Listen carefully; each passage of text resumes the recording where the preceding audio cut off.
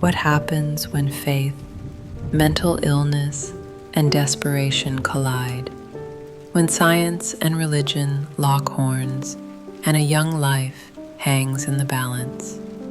Welcome to Ninen's podcast. Today, we explore a case that haunts Germany to this day, the story of Anneliese. A devout Catholic, a young woman who suffered and ultimately died, believing she was possessed by demons. This is not just a story of exorcism. It's a story of neglect, of faith taken to a dangerous extreme, and of a trial that shook an entire nation.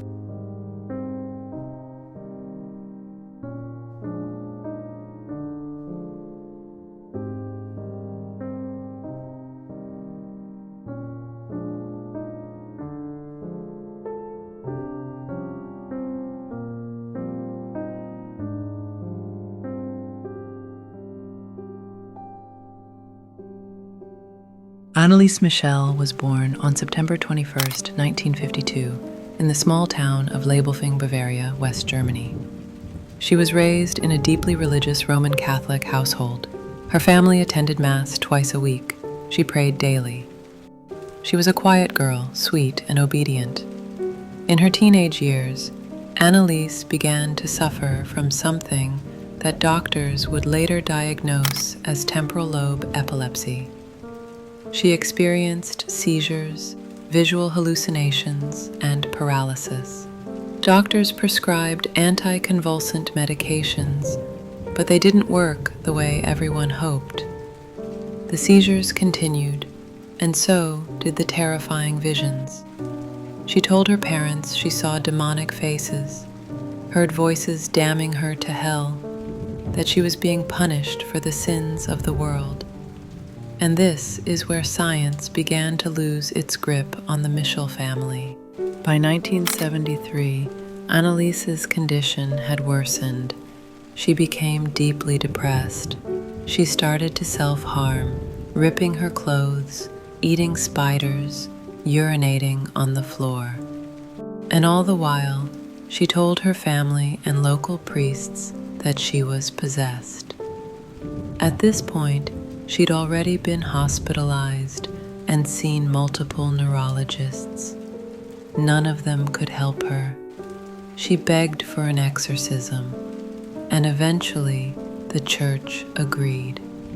In 1975, two priests, Father Ernst Alt and Father Arnold Renz, began performing the rite of exorcism, a centuries-old ritual that had long fallen out of use. Over the next 10 months, they performed 67 exorcisms on Anneliese. That's right, 67, some lasting hours. Her voice during these sessions was captured on tape, low, guttural, inhuman. She screamed in languages she never studied, claimed to be possessed by 6 demons. And still, the question remains, was she really possessed?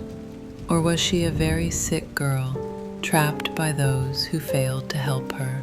By mid-1976, Anneliese's body was emaciated. She refused to eat, believing that fasting would rid her of the demons. Her knees were broken from hundreds of genuflections. She weighed just 68 pounds.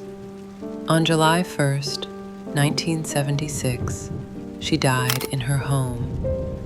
Her cause of death, malnutrition and dehydration. Her last words to her mother were, "Mother, I'm afraid."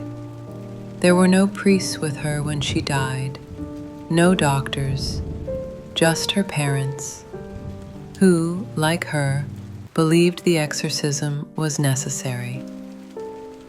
In 1978, Anneliese's parents and the 2 priests were put on trial for negligent homicide.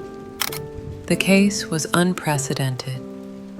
The courtroom wasn't just debating cause and effect, they were debating faith versus medicine. The prosecution argued that Anneliese was mentally ill and that the priests and parents had denied her proper care.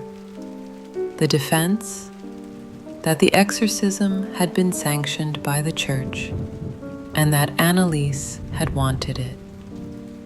Tapes of the exorcisms were played, and they were chilling. The priests claimed they were acting in her spiritual interest. Her parents, visibly broken, said they truly believed she was possessed. The court didn't buy it. All four were found guilty. They received suspended prison sentences and probation. No one served jail time. Public were torn. Some blamed the church, some blamed the state. Many simply mourned a girl who slipped through the cracks. After the trial, the Vatican quietly distanced itself from the case. Though it had approved the exorcism, it didn't speak publicly on the outcome, but the case of Anneliese Michel became a symbol. For some, it's a warning about the dangers of religious fanaticism. For others, it's proof that evil exists and that the church is sometimes right to intervene.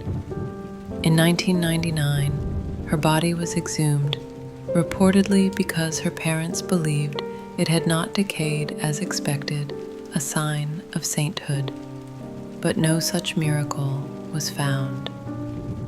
Her story has inspired films, most famously The Exorcism of Emily Rose, and has remained a disturbing fixture in modern horror culture. But behind all the headlines, all the horror, was a real girl, just 23 years old, a girl who cried for help. Was Anneliese possessed, or was she suffering from a misunderstood illness at a time when science and religion stood on opposite sides of the battlefield? We may never know the truth, but we can remember the cost of ignoring suffering in favor of belief, and the importance of asking hard questions before it's too late. And that's all for today's video. Thank you for listening, loves. Take care, and see you again in my next video.